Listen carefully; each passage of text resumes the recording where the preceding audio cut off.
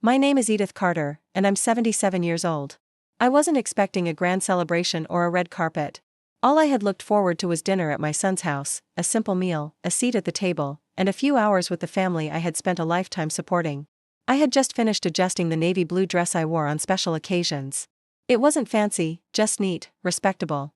The kind of dress that Marissa, my daughter-in-law, wouldn't roll her eyes at. I glanced at the clock. It was a little past 6. Dinner was supposed to begin at 7 o'clock.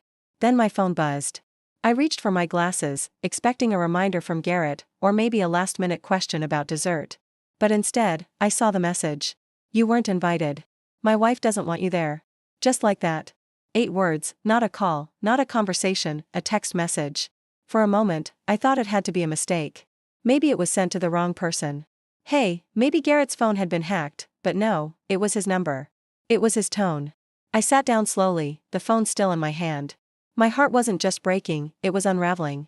So, memories flashed in my mind. Garrett is a boy clinging to my hand on his first day of school. Garrett was 12, crying when his dog passed away. Garrett is introducing Marissa to me, full of excitement. And now, Garrett, a grown man, is telling me I wasn't welcome. I stared at the wall, unmoving, unweeping, just silent. That was the moment something inside me shifted. After all the years, after all the giving, maybe it was time to stop showing up for people who made it clear they didn't want me there. The house was quiet, too quiet. I stood up, walked over to my secretary desk, an old piece my mother had left me, and opened the drawer where I kept all the financial documents.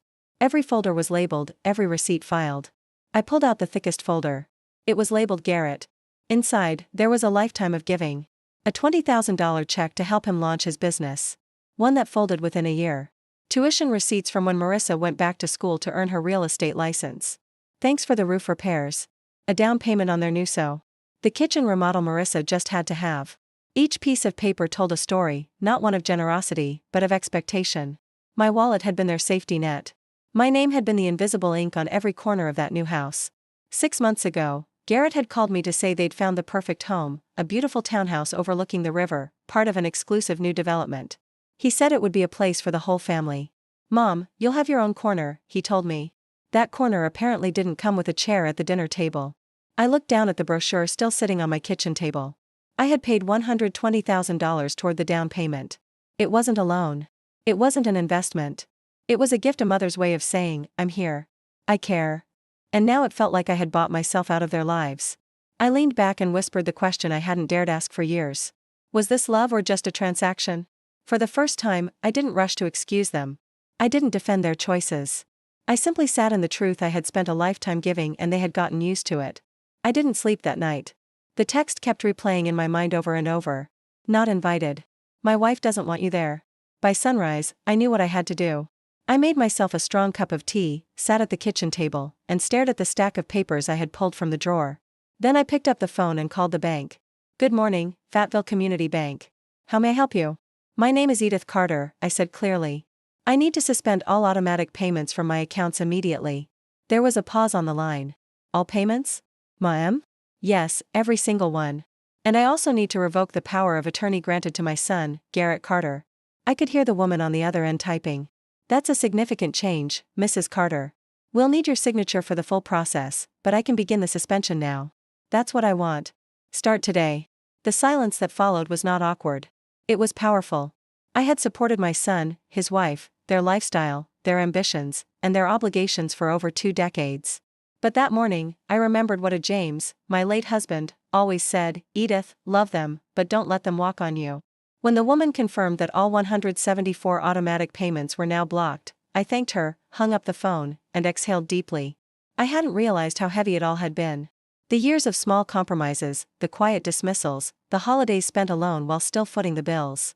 That morning, I didn't just cancel payments. I reclaimed space in my own life. My phone buzzed again. Garrett, I didn't answer. Instead, I typed a simple message and stared at it for a long time. Time to pay your own way. Then, I turned the phone off and turned a corner in my life. By the time Garrett showed up at my door, the kettle was already on the stove. He didn't knock politely. He rang the bell in that impatient, sharp way that said he wasn't here for a chat. He was here for control. I opened the door and he walked right in without waiting for an invitation. Mom, what's going on? He asked. The worry in his eyes barely covering the irritation beneath. The mortgage bounced. Morris's car payment didn't go through. The bank called about the suspended authorizations. Did you cancel everything? I nodded. Yes, I did. He blinked. All of it. All 174 transactions. Garrett sank into the living room chair like the wind had been knocked out of him. Why? I didn't raise my voice. I didn't cry. I just looked at him and said, "You uninvited me from your house, Garrett. The one I helped pay for. You sent a message saying your wife didn't want me there. And you didn't even try to stop her." "That was a mistake," he stammered. Marissa was upset. "I didn't mean it. You didn't mean to say it, or you didn't mean for there to be consequences?" I asked quietly. He looked away. I poured 2 cups of tea, placing one in front of him. He didn't touch it. "We have bills, Mom," he said finally. "Loans, Toby's tuition, the house. You've always helped us." I did, I agreed. But that help became expected. And then it became invisible. Garrett opened his mouth to respond. But I raised my hand. "Tell me one thing you've done for me, Garrett," I asked, my voice soft but steady. "One thing you did not because you had to, but because you wanted to. One thing that didn't involve you needing something from me." He sat in silence. And in that silence, I found my answer. 2 days later, it was Toby who showed up. He looked disheveled, wrinkled shirt, dark circles under his eyes. And that nervous energy of someone who had never truly faced consequences. I let him in without saying much. He dropped onto the couch and rubbed his hands together. "Grandma, I need help," he began. "My credit card's been frozen. I can't pay my rent. My car's overdue. I'm in trouble." I sat across from him, calm and composed. "How much do you owe?" He hesitated.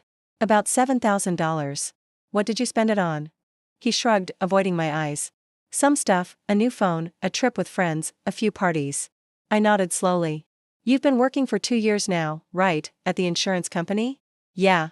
So, why haven't you learned to manage your money?" He looked like a child being scolded, not a 23-year-old man. "I guess I always thought I could ask Mom and Dad or you." "That's the problem," I said. "You've all gotten used to thinking I'd always be here to fix things. But I'm not your backup plan, Toby. I'm not your bank." He leaned forward, desperation creeping in. "Grandma, please, just this once. I swear I'll pay you back." "No," I said firmly. "But I will offer you something else." He looked confused like what? "My lawyer, Mr. Whitaker, is looking for a part-time assistant. Feeling answering phones? It won't solve everything, but it's honest work." Toby blinked. "You do that for me." "I love you," I said. "But I'm done enabling you. My love is no longer measured in money." He sat quietly, unsure of what to say. For the first time, I didn't give in. And for the first time, he heard the word no out of anger, but out of love. Real love doesn't always feel comfortable. Sometimes it sounds a lot like a boundary. That evening, as the sun dipped behind the trees, Rebecca showed up with a bag of groceries and a soft knock on the door. She didn't come for money. She didn't come to plead on anyone's behalf. She just came to check on me. "Grandma," she said as I let her in. "I saw Dad earlier. He looked lost. Mom's furious. Toby sulking. The house is chaos." I didn't respond right away. We unpacked the groceries together. She chopped vegetables while I boiled pasta. After a while, she asked quietly, "Are you okay?" I looked at her. Truly looked at her. Rebecca had always been different, quieter, more thoughtful. She never asked for much. She called on my birthday. She visited without a reason. She hugged me just a little longer. "I'm okay," I said. "For the first time in a very long time, I think I'm actually okay." She smiled. "Good, because I think you're doing the right thing." I raised an eyebrow. "You do?" She nodded. "I've seen how they use you, especially Mom. She's always dressed in the best, drives the best, debt, and somehow it's always you footing the bill." It startled me to hear those words from someone so young. But she wasn't just a child anymore. She was a woman, and she saw clearly. "You've taken care of everyone for so long," Rebecca added. "It's time someone took care of you." We sat down for dinner, just the 2 of us. No tension, no manipulation, just a simple meal and honest conversation. Before she left, she hugged me tight. "I'll always be here for you, Grandma, not for your money, for you." I kissed her cheek. That's all I ever wanted. In a house that had echoed with demands and expectations, Rebecca's presence was the one thing that felt real. It reminded me what family should feel like. Safe, sincere, and free. The next day, Garrett called again. "Mom, we need to talk as a family." His voice was tight, rehearsed. I could hear Marissa in the background. "Tomorrow at 2, I said, "my house. No surprises." But of course, there were surprises. At exactly 2 o'clock, Garrett showed up first. He looked exhausted, shirt wrinkled, eyes puffy. "Mom," he said, "I wanted to talk to you before everyone else arrived." "Everyone else?" He hesitated. Marissa, she invited a few people. Her parents, her sister, they're concerned. I stepped to the window and froze. 3 cars had just pulled into my driveway. Out stepped Marissa in full glamour, followed by her parents, siblings, even a couple of their friends. I turned back to Garrett. You brought an audience? She thinks he started, but I held up my hand. When the doorbell rang, I opened it slowly. Marissa stood there, flanked by her delegation.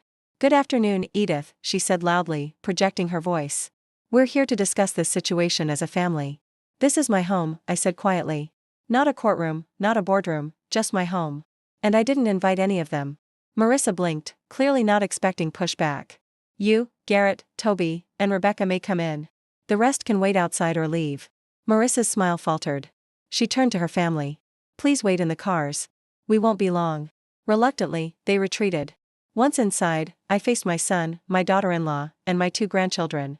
So, I said calmly, who wants to tell me what this circus is really about? Marissa launched into a speech. Your financial decision affects all of us. My parents' retirement plans, Garrett's brother's situation, even Toby's future. I listened, arms crossed, and said nothing. When she finally paused for breath, I looked at her and asked. And when did I become responsible for all of that? No one answered. Because deep down, they all knew the truth. They hadn't come to fix a relationship. They had come to salvage their lifestyle. The room was heavy with silence. After my question, Garrett finally spoke, voice low. Mom, we've come to rely on your help. You've always been there. We just didn't think you'd ever stop. I nodded. Exactly. You didn't think. You just took. I turned to Toby. How many times have you visited me just because you wanted to, not because you needed money? He shifted in his seat. And Marissa, I said, facing her, tell me one thing, one single thing you've done for me without expectation. She opened her mouth, then closed it again. You see, I continued, what hurts isn't just the money. It's the eraser. The way I disappeared from your hearts the moment I stopped paying. Marissa's mask slipped. Her voice hardened. This is manipulation. You're trying to guilt us. No, I said. I'm telling you the truth for once. She stood abruptly. You'll regret this. When you're alone, when no one's there, you'll regret pushing us away. I didn't flinch. Family isn't just a word we use when we want something, I said softly. It's a choice we make every day with our actions, not our invoices. Garrett looked up, eyes glassy. What do you want us to do, Mom? Apologize? Beg? No, I said. I want you to grow up. I want you to stop confusing love with dependence, and I want you to leave. The words were calm, but they landed like thunder. Toby stood without protest. Marissa muttered something under her breath as she stormed out. Garrett lingered unsure. I'll be here, I told him. If you ever want to talk, really talk not about money, but about us. He nodded slowly and followed the others out the door. Only Rebecca stayed behind to hug me. I'm proud of you, Grandma, she whispered. I didn't reply. I just held her close. Because for the first time in a long time, I had nothing to prove and nothing to give but the truth. 6 months passed and for the first time in decades, I wasn't anyone's emergency contact, anyone's financial plan, anyone's silent sponsor. I was just Edith. I spent mornings on the porch sipping coffee and reading books I'd long set aside. I took walks through the park where James and I used to stroll. I even signed up for an art class at the community center, something I'd always wanted but never dared prioritize. Rebecca visited often. She never asked for anything. She just came to talk, to laugh, to share her world with me. She was my only connection to the family now, and that was enough. As for Garrett and Marissa, the calls dwindled. After a few more attempts, some apologetic, some demanding they stopped altogether. I heard from Rebecca that they sold the house and moved to a smaller apartment. Marissa took on extra work. Garrett finally learned how to manage a budget. Toby, to my surprise, took the job with Mr. Whitaker. I ran into him once at the grocery store. He looked tired, but different lessons titled more grounded. We exchanged a quiet hello. That was enough. And me. I went to Italy. It was James' dream one. We'd postponed too long. But Rebecca insisted I go. Do it for you, Grandma. She said, for once, just for you. So I did. Now I sit on a terrace in Tuscany watching the sunset over rolling vineyards. Laureen, my oldest friend, laughs beside me as she scribbles notes in her travel journal. You look lighter, she says. I am, I reply, because I finally laid down the weight of other people's expectations. And in doing so, I found the only thing I ever truly wanted, peace. Not just the absence of noise, but the presence of self. The quiet strength of someone who no longer needs to be needed to feel whole. That evening, as twilight painted the Tuscan sky in gold and violet, my phone buzzed. Garrett's name lit up the screen. 6 months ago, I would have answered before the second ring, eager, hopeful, already rehearsing ways to fix whatever was wrong. But now, I simply looked at the screen and let it fade to black. I didn't need to hear another promise. I didn't need to be pulled back into a cycle I finally stepped out of.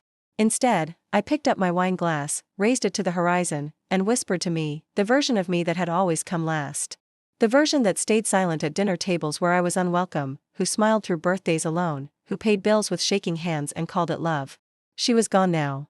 In her place stood a woman who had learned that freedom doesn't come from letting go of people. It comes from letting go of permission. I don't owe anyone an explanation for choosing peace. I don't owe anyone my savings, my time, or my seat at a table I was never really welcome to. What I do owe at this stage in life is honesty with myself.